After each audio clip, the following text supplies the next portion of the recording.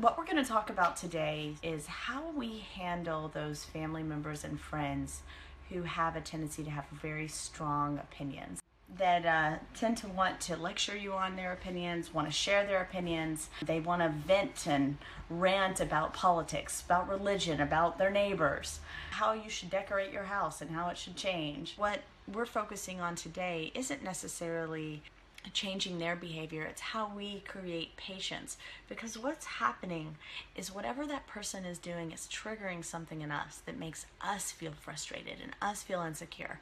That's not them, that's our, because when we have worked through a lot of it, we're able to sustain and we're able to have more patience for them. And so when we have those feelings boil up of being annoyed, being burnt out, being frustrated with them, all of those things, that's a sign that it's digging something up in us that's irritating us.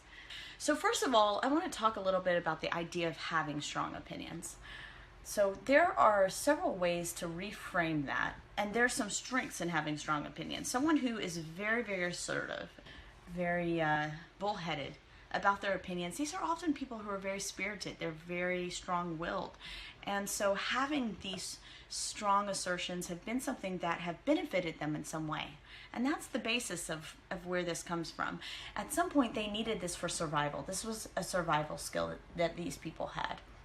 And I don't know if it had something to do with their tough life or if their jobs required that of them, but often the people who are really trying to assert their opinion, what they're doing is they're surviving. The second piece of it is, if they are trying to assert these things, it means they don't feel stable.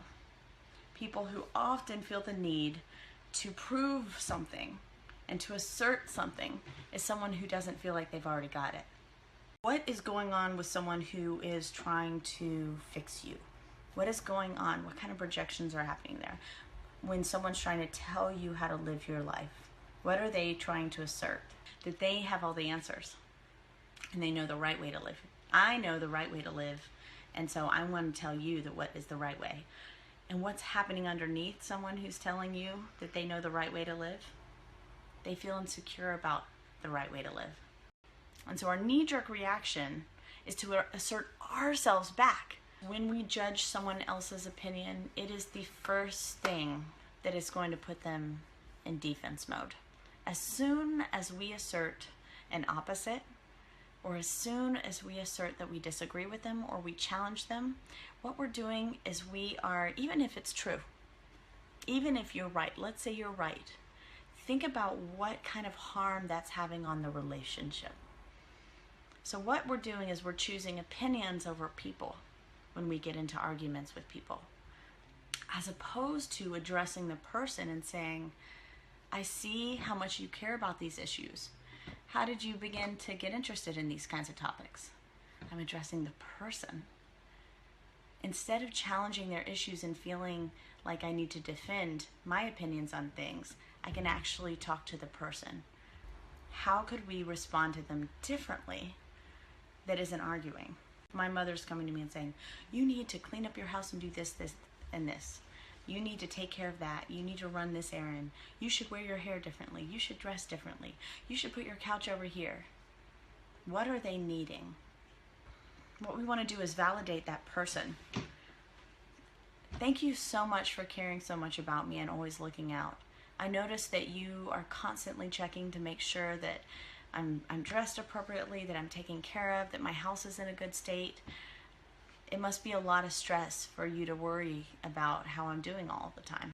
When we listen to people and we hear them out, regardless of our own opinions, we really come from that 5-year-old state of mind of curiousness. Oh, really? And where did you hear about that? Oh, that's interesting. Yeah, you have a lot of strong opinions about this. How did you get so interested in this topic? You know, asking questions that are very inquisitive do several things for our relationships in spite of our opinions. If you can put that stuff aside for a minute and be like, oh, wow, that's really interesting. You seem to have looked into this quite a bit and you feel very strongly about this. Why do you feel so strongly? Several things are going to happen. One, when we listen to people, we build their self-esteem. Two, when we listen to people, we build their sense of connection to us. they begin to feel more safe around us. 3, when we listen to people, it builds their significance and sense of self-worth. 4, when we listen to someone, this is a big one, once they've said everything that they needed to say and they feel so validated by you because you were so curious about where they got these opinions and what they had to say about it, now they're ready to listen back. If you've really listened to them, they're ready to listen back, and they'll be much more ready to listen back, at least.